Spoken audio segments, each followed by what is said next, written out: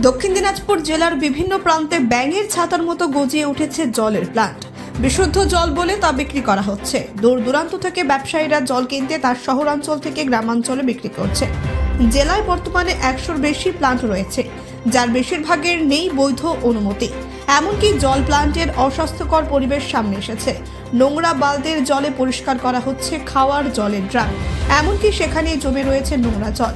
সেই জল দিয়েই ড্রাম পরিষ্কার পরিচ্ছন্ন করা হচ্ছে। এমনকি জলের ড্রামের সিল হাতে লাগানো হচ্ছে।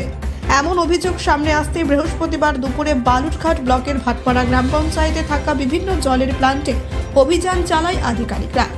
জলের প্লান্টের ক্ষেত্রে বৈধ অনেক অনুমতি নেই, তারপরে জলের ব্যবসা করছে। গ্রাম পঞ্চায়েতের জলের প্লান্ট নিয়েও রয়েছে বিস্তর অভিযোগ।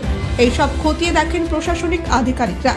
এছাড়াও মিষ্টি ও মাংসের দোকানেও অভিযান চালায় আধিকারিকরা।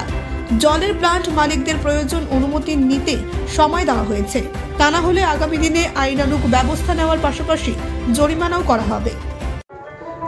স্যার, আমাদের জেলাতে বর্তমানে কতগুলো এরকম জলের প্ল্যান্ট চলছে, আপনাদের কি খবর আছে?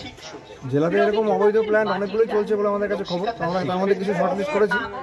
যতগুলো শর্টলিস্ট করেছি সেগুলোর মধ্যে আমরা চেষ্টা করছি আজকে সবগুলোতেই যাওয়ার, যে যেখানে কীভাবে লোকে যে পানীয় জল খাচ্ছে সেই পানীয় জলের কী পরিস্থিতি আর কি সেটা জানার আমরা চেষ্টা করছি সবগুলো। এর আগেও আমরা করেছিলাম।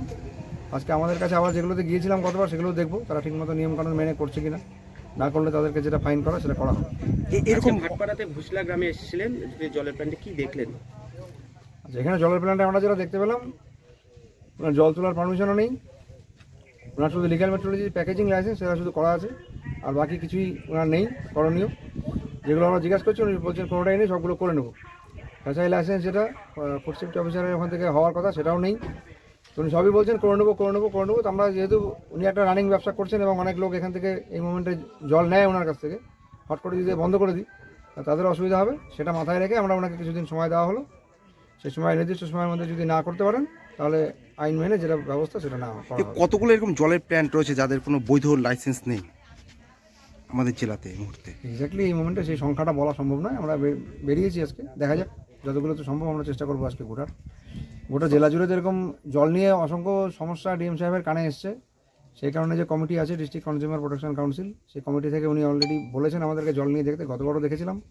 আমাদের সাথে 4টে দপ্তর আছে, আর 3টে দপ্তর আরও সাথে আছে। আমরা আছি ক্রেতা সুরক্ষা দপ্তর, লিগ্যাল মেট্রোলজি দপ্তরের তরফ থেকে ইন্সপেক্টর সাহেব আছেন, সিএমওই দপ্তরের তরফ থেকে ফুড সেফটি অফিসার ম্যাডাম আছেন, আর ডিস্ট্রিক্ট এনফোর্সমেন্ট ব্রাঞ্চের তরফ থেকে ইন্সপেক্টর সাহেব আছেন।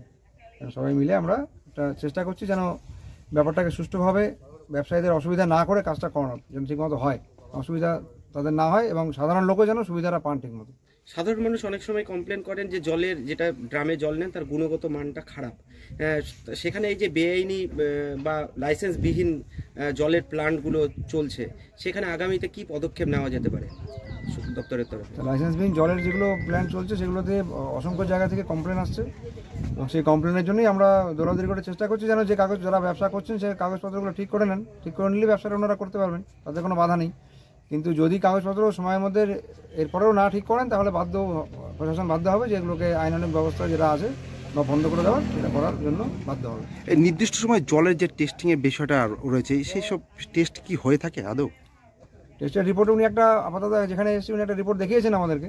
সেই রিপোর্টের মধ্যে যেটা লেভেল থাকার কথা সেই এক্সাক্ট লেভেল পাওয়া যাচ্ছে না।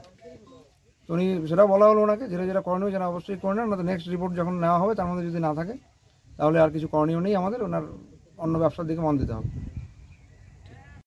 বালুরঘাট থেকে বান্টি সিংয়ের রিপোর্ট, কুলিক নিউজ।